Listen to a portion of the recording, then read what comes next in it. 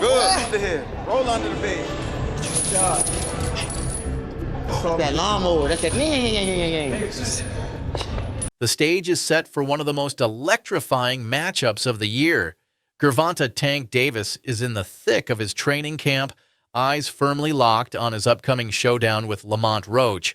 Fight happening on March 1st at the Barclays Center in Brooklyn, New York, is Tank's opportunity to prove why he's one of the most dangerous forces in boxing. I'm from Baltimore. He's not from D.C. That's what I learned. I thought he was from D.C. too. D.C. my second home. I've been coming up here since I was 9 years old, even younger. So I'm not really trying to get in his personal business. Probably just showing him that, you know, I could do anything, especially in your backyard.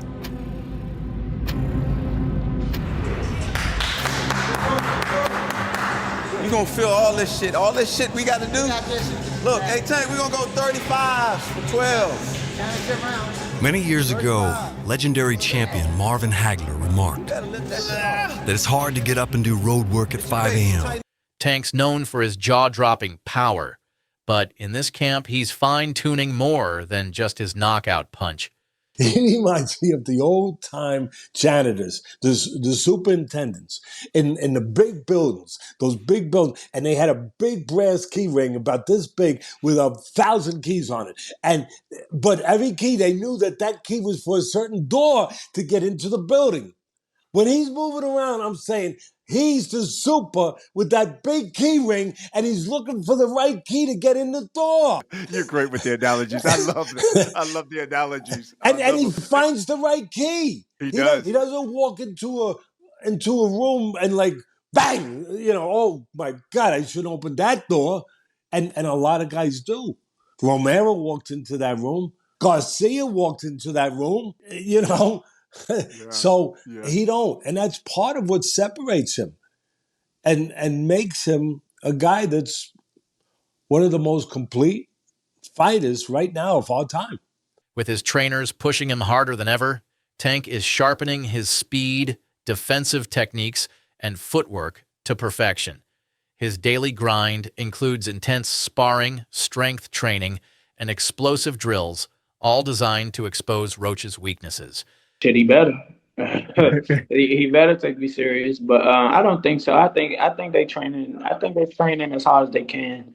I think they trying to put a little mastermind squad together to coach for this fight, and it's gonna be a good fight. I'm gonna tell you like this: we're preparing for the best Gervonta Davis that's going to be, that everyone's ever seen. That's what we're preparing for. We're not preparing for a guy who might not be focused. We're not preparing for a guy who might be lazy or anything like that. We're preparing for the best version of him.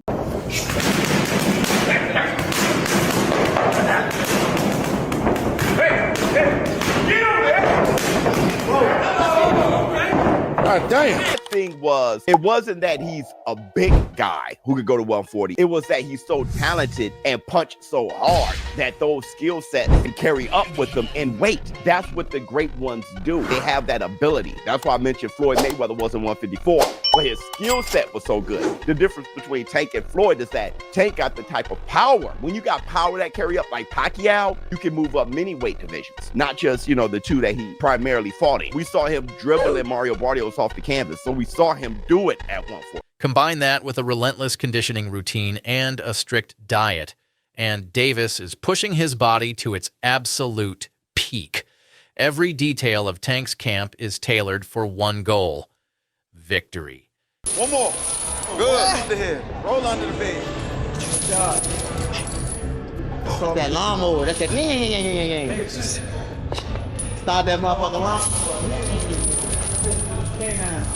I made the decision to train in D.C. because, I haven't been in the coldness in a minute. I haven't even trained in the coldness in a minute, so. All the history, you gotta love it. What do you think about Tank versus, obviously? Oh, Roach? Yeah, Roach. Well, they've known each other for so long now. They grew up nearby in D.C. And I think overall, you know, I think it's gonna be a good fight for as long as Tank wants it to be. Yeah. You mean like he get him out of there I anytime think he wants? will. But I think Roach, you know, they know each other very well. They know what type of styles they like to put on. I mean, they used to fight a lot in the amateurs, probably sparred too.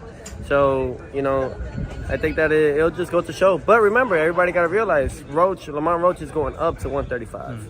He's going up a weight class. Right. You know, and I think that's what makes me think that Tank should wipe him out. Gervonta here with Tank Davis. It's the Tank versus Roach press conference going down March 1st, PBC pay-per-view on Prime.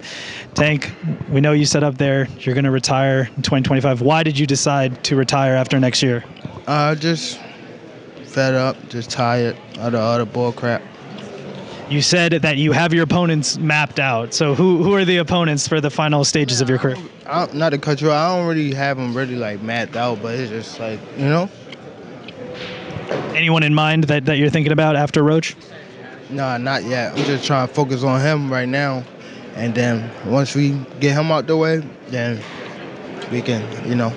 His training isn't just about strength. He's adapting, honing his skills, and preparing for every possible scenario Roach might throw at him. His team of coaches, including those from the prestigious Mayweather Boxing Club, are ensuring that each punch, every defensive move, and each strategic decision is flawless. For a very, very big moment. What is your normal day-to-day like at this time of a camp? I'm also a night person, but I might go to sleep probably around like 3 to 4. Probably wake up probably like 11, get my run in, and then eat, probably lay back down, and then wake up probably like 6 or 7, get my night workout in. Damn, so you're doing 2-a-days at this point, running in. Like day 1 in the camp, I start running probably like, it's different times. I might don't feel like running in the morning, I might run at night. It all depends what fit you. Like, I run in the morning, if I don't, I run at night. Train probably like 2 or 3. If I want to do something again, I train at night, or I run, and that'll be it. But when I'm in camp, I really don't go outside. Like, it's hard for me to go outside, so I just be in the gym and home. That's it. Like, I don't go nowhere. But the physical side isn't the only focus. Tank is also strengthening his mindset. With visualization and mental practices, he's building the focus and calmness required to stay sharp under pressure. He knows the key to winning is just as much mental as it is physical. Father too, and you know, me being a father, you know, no matter what me and Keyshawn had in the past, like, I just love the way he is with his son. But I gotta respect a man like that. So congratulations to Keyshawn, and hopefully after this weekend, maybe we can make something happen.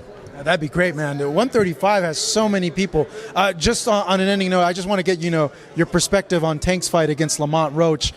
People are counting out Lamont as well, but how do you see it? Tank by knockout. Hopefully Lamont can prove me wrong, though. I like Lamont, but I'm just going off of my opinion. Why? He's Tank, man. I mean, I feel like Lamont's too small. I mean, they're both smaller fighters, but I feel like Lamont's just way too small for Tank. But like I said, hopefully Lamont can prove me wrong. He's a great fighter, too. But I just got Tank as a favorite. How do you see that happening in the fight? Do you think it comes early? Do you think it comes late? You never know with Tank. You never know. It's all on when he wants to do it. But me personally, I feel like he's going to come late. Probably like 9. Now, transitioning back to your fight, I asked that question for a reason, because do you feel that you can get a knockout in this fight against Shakur given his style? And if so, when in the fight do you feel we see it? I feel like it'd be late, but I feel like I can anybody can knock anyone out. The right punch, I mean, anybody. I mean, you could probably knock me out if you hit me correctly. Nah, that's a lie. But but not anybody. Oh, man, that's 2 disses today. First, I'm an old guy, now I got pillow hands. No, but truthfully, like, anyone could get knocked out. Anybody. So, never know.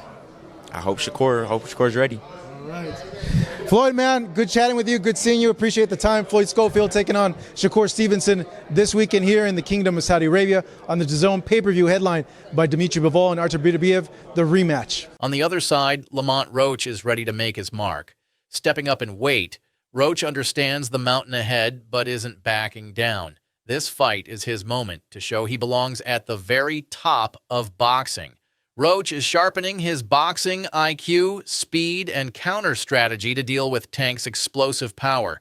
Confident and determined, He's ready for the biggest challenge of his career and to prove the doubters wrong.